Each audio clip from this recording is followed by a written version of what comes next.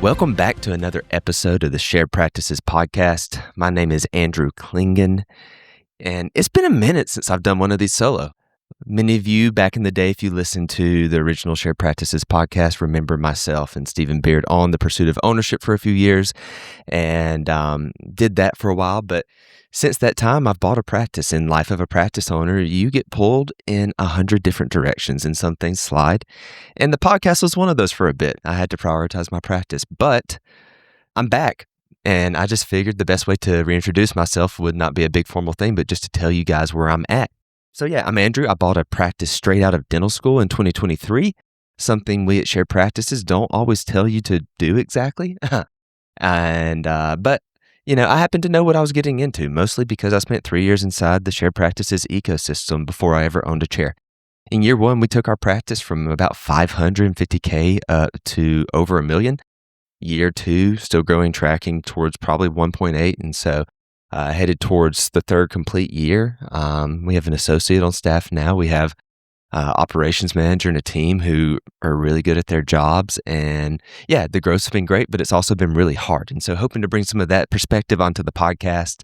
Now, I'm not the guy with all the answers, but I'm the guy with several years under my belt, and I'm in the trenches. I'm just like you guys. I'm a practicing dentist every day. I prep crowns. I don't do big cosmetic cases and nothing but full arch implants. I'm just an everyday normal dentist running a private practice. So, that's going to be the show. Let's get into it, okay? Quite often here at Shared Practices, we're counseling with what we call pre-owners or dental students or young associates.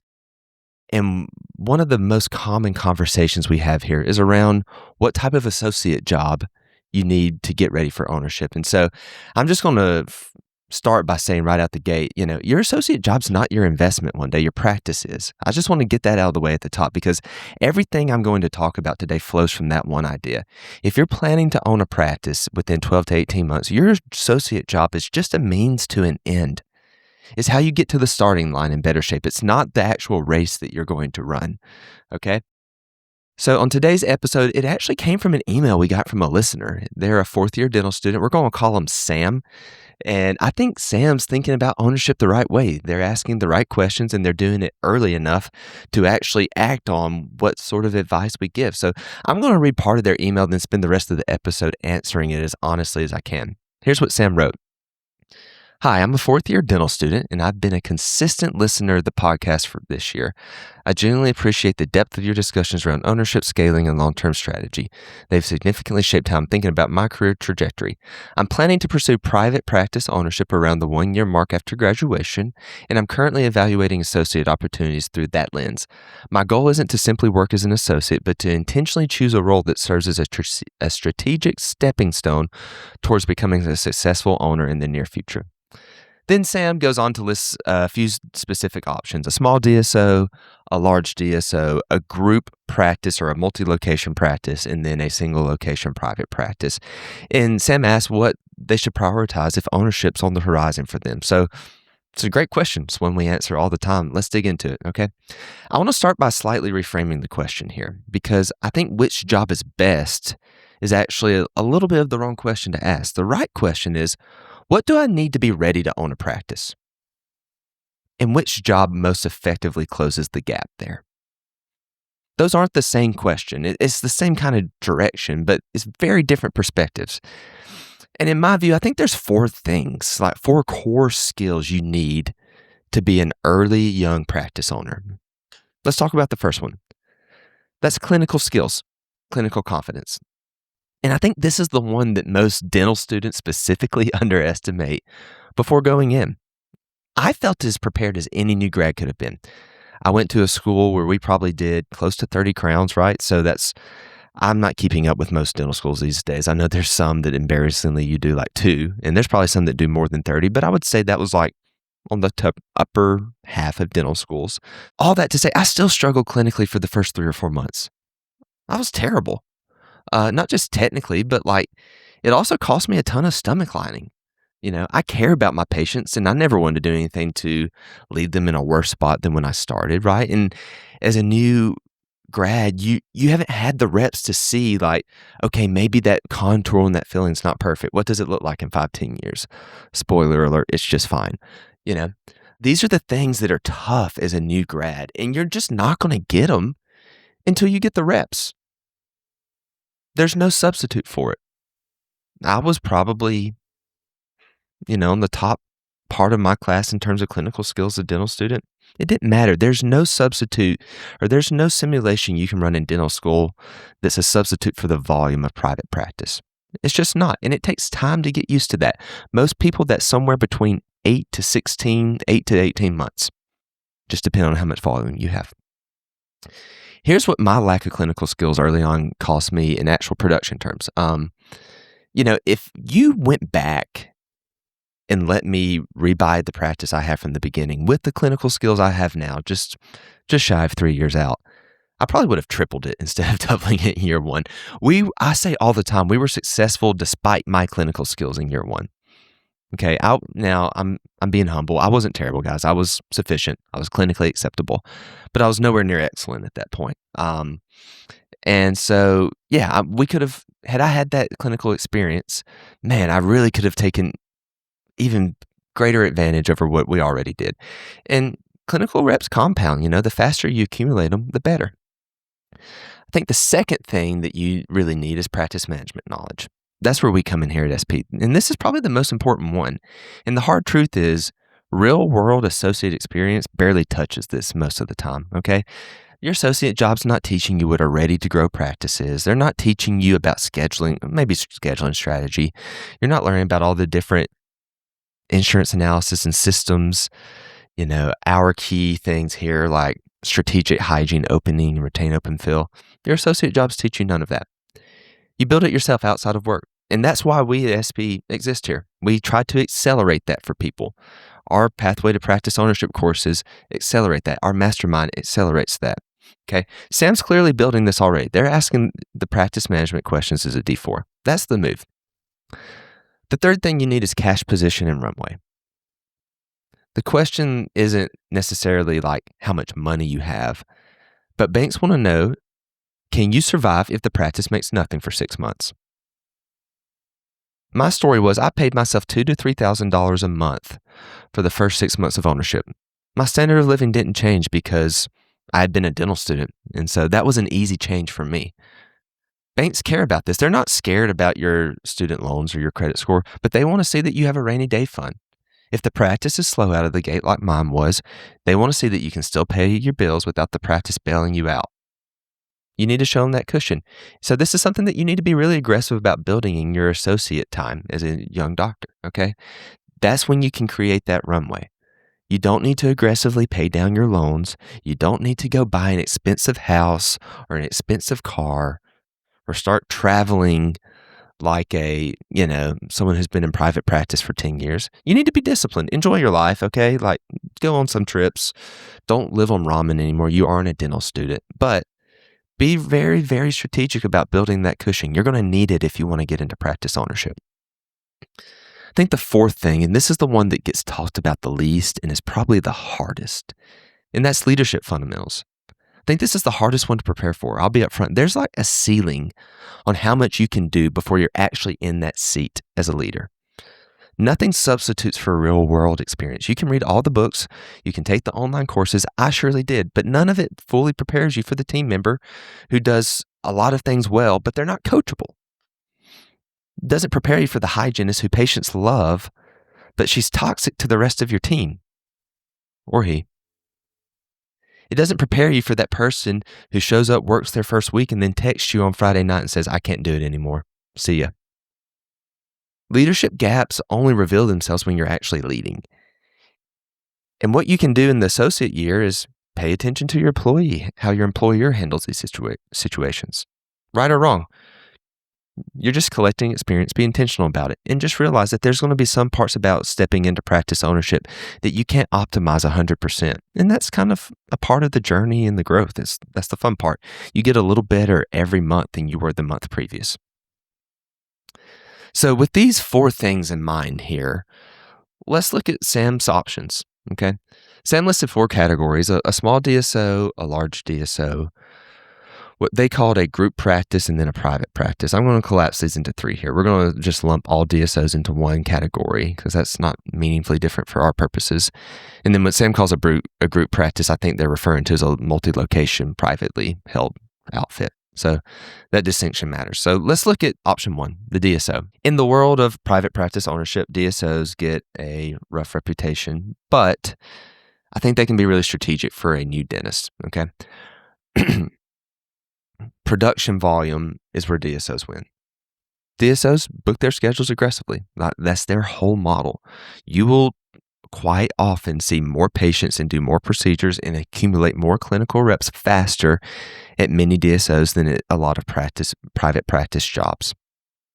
So if clinical confidence is the biggest unlock, and I personally think it is, the DSO has a real argument here for a young dentist, okay? And some of what you learn there can be transferable, okay? Their systems, KPI awareness, like how the schedule's supposed to flow when you're having all these different volumes.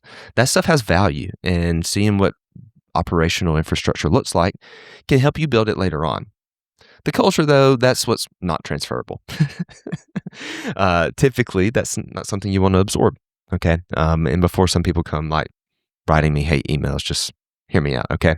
I'm sure there's some good DSOs out there, but it's just easier to kind of, paint them as the bad guy in this conversation. DSO's models extract from the dentist production. Somebody's paying for all that middle management. Okay, someone's funding the EBITDA. And that's not a bad thing. If you're somebody who wants to be a clinician and does not want to own a practice, DSO's a great option. You can get a high-paying job if you get really good at clinical.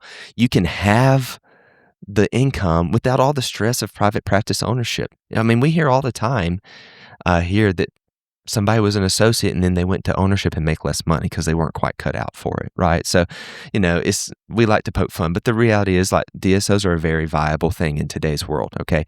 And the picture that I painted of the classic, scary, bad DSOs, not the case for every single one out there, okay? But with that being said, DSOs is also a place if somebody has real private practice aspirations. I've seen people go and kind of get trapped in that place for a year.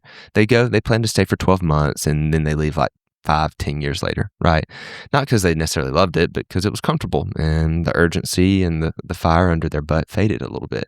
And like I said, maybe that's a better fit for some people. If it's fine, sure. But if ownership's the goal, be honest about yourself about what environment keeps that goal alive. My take is that if a DSO gives you more clinical volume than other options, then take it. But be intentional about your pursuit of private practice ownership in the meantime. And, if life changes and life is allowed to change, sometimes what you want at 30 is not the same thing you want at 24. That's cool. You can hang. But be intentional no matter what you're doing, okay? In small versus large DSOs, I mean, maybe the main variable is procedure mix there, I don't think that really matters a ton. And this is like I'm just going to speak to like general dentistry stuff. I'm not talking about more full arch DSOs or anything like that. So yeah, the DSO is a great option. I really actually like this option more than most for young dentists, mainly just because of the clinical reps that it can provide you, okay? Let's look at private practice. This is like, there's a reality check here that most people and most young dentists and dental students want to skip. And it mainly applies to competitive markets, but it can extend out some. Most private practice associate jobs that are available to new grads, and we're speaking to Sam right here because Sam's a D4. Most private practice jobs available to new grads are one of two things. The first is a private practice who really doesn't need an associate. The owner has like some overflow, but not a real schedule. And so they just want someone to do the occlusal composites, to do the hygiene checks, and to be there on Thursday afternoon while they get an early start to their weekend. You're not really doing the cases you want. You're not building momentum. It's just, these are like the dead-end private practice jobs. These are the ones that all the crowns end up on the owner's schedule while you do the poorly reimbursed fillings. I think the second one can be a legit opportunity, but you have to be honest about what is going on here. The second's a growing practice that's building its first associate's chair from scratch. Good intentions, but also real growing pains. And it takes time to step into that schedule and fill it. I'll be honest, that's where my associate currently is.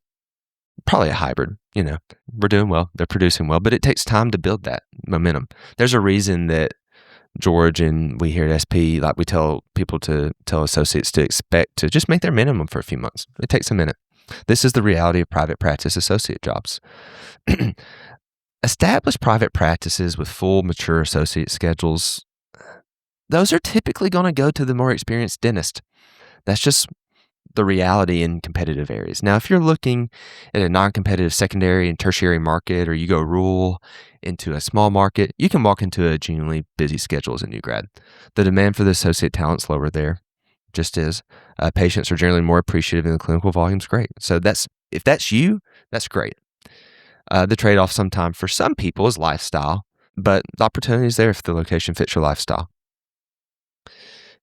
For competitive markets, the case for private practice as a new dentist, especially a very young dentist, is conditional. The owner has to be a strong operator, someone whose practice you want to replicate. If you find this is great, you can absorb their systems, their culture, how they talk to patients. That's a massive one for a young dentist, good and bad. And do your best to vet the owner before you accept. Go shadow people. If you're really good and motivated and you're shadowing as a dental student, that'll make that owner notice. They'll go, I might want to hire this person. Ask them real questions. Ask about how they handle filling empty schedules, how they distribute new patients, who sees all the new patients, how do they deal with team issues, what do they do with people who show up late, what do their systems look like, and if they maybe can't answer those questions super clearly, then that might be your answer about the private practice. They just don't have them. They don't care to show them. Most of the time, they just don't have them. And that's a place you're probably going to absorb bad habits. And so, the private practice is a very big if. Option 3, multi-location private practice. This one for me actually is the one I'm lowest on. It's what Sam in their email called a group practice, but we're going to call it multi-location private practice. And here's the issue with that. Multi-location private practice is really hard to do well. You're trying to scale with DSOs without the resources, volume, and infrastructure of a DSO. Most people in that industry will tell you that owning somewhere between 3 to 8 practices is like the dead space. Like you're too big to run lean. Like you need the infrastructure of a bigger operation, but you don't have the efficiencies of scale yet. You don't have the income to support that. That's normally like where people who are trying to build a DSO go to die, is between 3 and 8 locations, right? So from your perspective as an associate, you might walk into a place that looks like a sophisticated operation because they have 4 or 5 practices. But once you get in there, you just see it's like this big, jumbled, disorganized mess. Okay? It's not universal, but it's common enough that you need to go in with your eyes open. Now, maybe there is an exception. Maybe you find one that has a really strong office manager and has the real infrastructure in place. And that's worth something. You can really see what systems at scale look like with a little bit of that private practice culture at play. And that context has value, especially if you're looking into group practice, multi-doctor ownership long-term. That's really great. But you need to kind of be honest and real about whose operation you're stepping into. You're going to notice that's the theme in all of this, right? We talked about what skills are important, and then we talked about out there what provides those skills. And what you're going to learn is probably the most important thing is the clinical side. Just get the clinical reps, because so much of the other, there's places like us at SP who can teach you the practice management. There's just some things you're going to have to learn, like leadership, by doing the thing. So Sam, here's what I want you to hear, and everyone else in this position, okay? The associate job is not where you win. It's how you prepare, okay? And the reality is the real work is kind of happening in parallel. You're working the associate job, but you're also preparing to be a private practice owner at the same time. So be intentional. Get into resources like we have available at SP before your first day as an associate. That's what we're doing. Sam's a D4 asking the right questions. If you're in that position, you should be building practice management knowledge right now. Not after graduation, not after you've settled into the associate job, not one day when you can, the gap you can close the fastest is the one that determines whether you can recognize a real opportunity when it presents itself to you. Okay? The dentists who buy well out of school early on aren't always the most clinically gifted. They're the ones who know enough to see the opportunity and execute on it. And that knowledge is there for the taking. We teach it all the time at SharePro. I mean, there's tons of places you can learn it. I think we teach it to this specific group of people better than anyone else. I'm biased, but I'm just going to say that. But that's the difference in finding the diamond in the rough practice, or what we call it at Share Practice is the ready to grow practice. It's stacking your practice management knowledge as quickly as you can and just screening practices. And then, my story was after I bought my practice, I'm just going to be honest with you guys. It was very old and outdated. Old dentist, great guy, had been working there forever, was a great dentist in his day. But the practice, the world moves at a fast pace, and the world got moving at a much faster pace than he was still willing to go. And so the practice was severely outdated in so many aspects. Well, I bought this practice and we did really well, but it was really interesting. Over the next year and a half after I bought that practice, I would meet other dentists in my area, and I met like 10 people who were shown that practice before I was, and they all passed on it. And I'm just sitting there. I didn't say anything, right? No one likes to know it all, but it's like, would you have cared that there was wallpaper and film x-rays if you knew you could have doubled the revenue in year one? Absolutely not. You can use all that revenue to buy digital x-rays and fix the wallpaper just like I did. But most people don't walk around with the same knowledge that we're teaching here. It's just the reality. So one, start learning as fast as you can, okay? Start your search at the same time. If you're 12 to 18 months out, don't obviously wait till month 10 to start looking. Deals take time to get going. It takes time to find practices. Sometimes it's just right place, right time in general. So the longer that you're looking, the more the chances are that you're going to find something great. So start building out relationships with supply preps right now. Start sending mailers if you're still into that. Post on dental Facebook groups. Also the hack, as well as a dental student, is you can do some of this stuff publicly that you cannot if you're still an associate. If you're an associate, you can't go post on Facebook that you're actively looking to leave that associate job. That's a great way to be unemployed within the next week or so. So start your search as soon as you can, okay? It takes time. Depending on your market, I would say anywhere from 3 months to 2 years. You really just don't know when it's going to surface. Start the clock before you're ready to move, okay? My practice came through a Henry Schein rep. I'd just gotten to know as a dental student. He called me one day and said, hey, you should see this practice. Little did I know it's because he'd shown it to like a ton of other people who didn't want it. But that relationship didn't start in month 9 of my associate year. It started in D2 year. Be intentional. Start the search as soon as you can.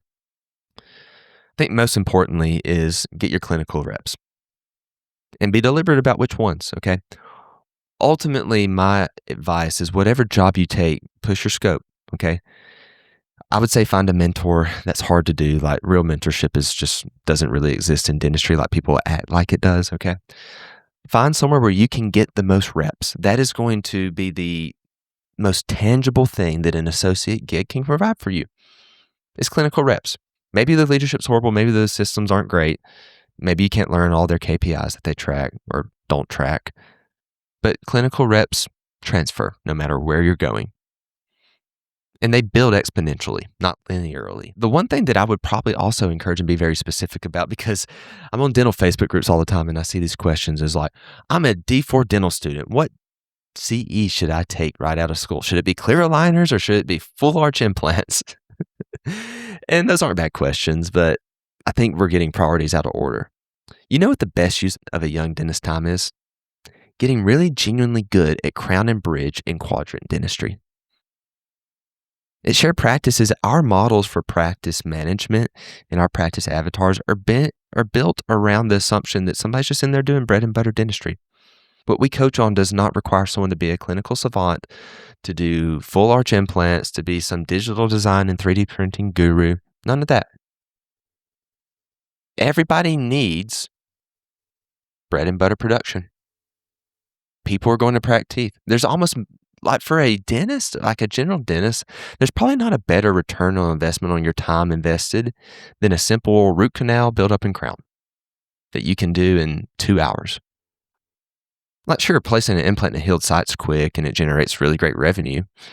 You had a lot of upfront costs to go place that implant, right? But how many like perfectly healed implant sites are you going to see in a day in private practice versus cracked teeth that need crowns, big cavities that need a root canal? You're just going to I think a lot of people, they want to run before they walk. So build your foundation really well. Then add the icing on top. That's what I've done. Get elite at bread and butter first, and then everything on top of it will compound. Then you can slide in the specialty stuff on top of your very predictable skill set of restorative skills. So get your clinical reps.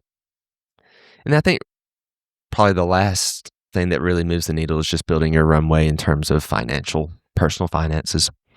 Make saving automatic. Associate income feels like real money after you've been in dental school, right? But it's not real money that you can go be a baller. Okay. It's also the last time that your personal overhead is going to be meaningfully lower than your income for a while. So don't let your lifestyle inflate to match the paycheck.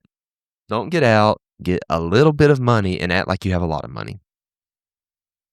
Don't go start taking 10 vacations a year. Don't buy the most expensive car, the most expensive house. Be disciplined.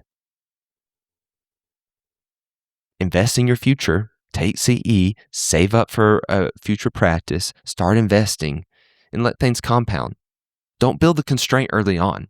Build the cushion. There's nothing worse than as a dentist than feeling financial pressure and feeling like you have to go diagnose stuff or the practice has to perform a certain way just to meet your personal monthly requirements. That's a tough place to be. So just be very intentional. Now, I'm not saying don't enjoy your life. You've worked incredibly hard to get through dental school.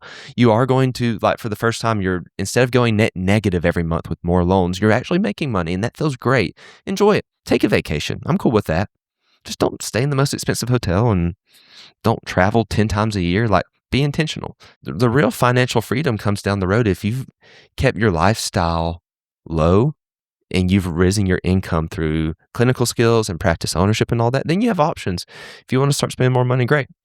If you just want to push towards financial freedom and then practicing dentistry becomes optional in your 40s, early 50s, plenty of people have done that.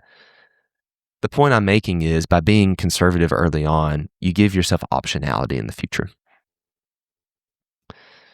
So Sam asked a direct question, and here's my direct answer. If I was in Sam's position, a D4 targeting ownership after the 1-year mark with offers from a DSO, a private practice, and a multi-location private group, here's how I'd think about it. First question is, which job gives me the most clinical reps? Not the highest base pay. Not some brand name on an offer letter, clinical reps. I want to look at their schedule. If the DSO's booking 20 patients a day and the private practice has 11, that matters more than just anything. Take the volume. That trumps it all. Second question, if I'm considering a private practice, can I actually vet the owner or the operations? Not meet and greet, this is their remote location that they never show up to. A real conversation about how they run scheduling. How do they handle team issues? What's required from you? Can you just plug and play? Are their systems good enough that they can just have you plug and play and be clinical? Or do they need you to exude some type of leadership in this practice?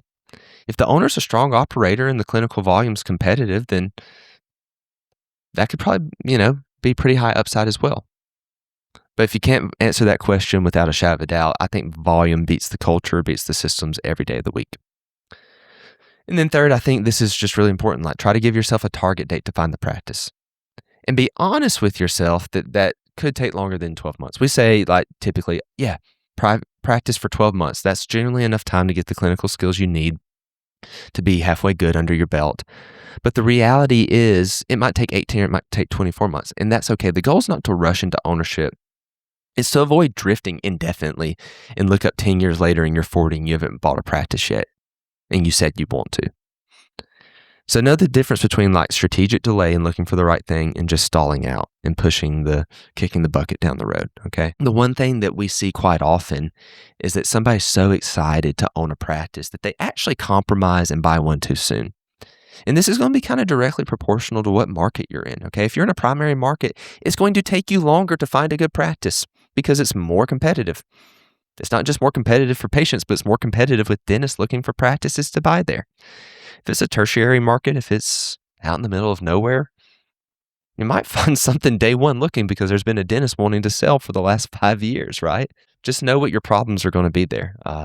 If you're wanting to build a group practice, go and rule, that can be a little tough. That's a different podcast episode. But ultimately, what I would not do is take a job that pays me $30K more but gives me less clinical volume.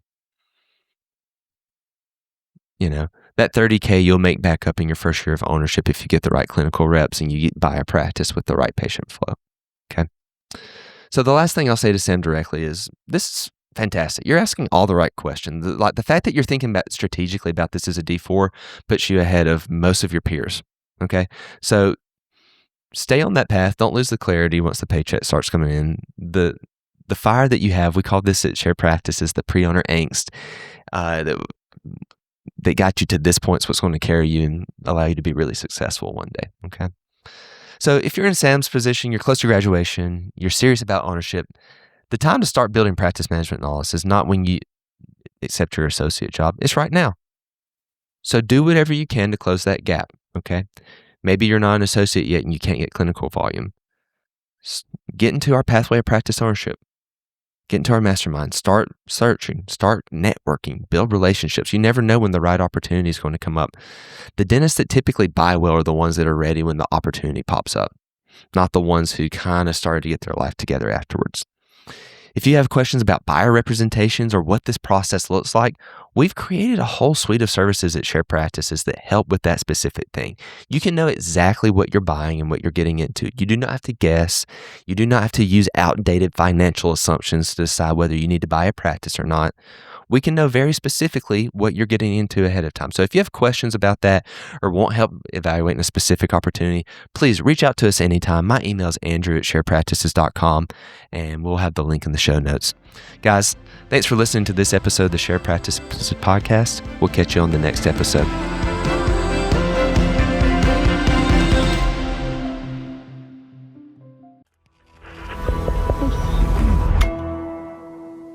Resonate.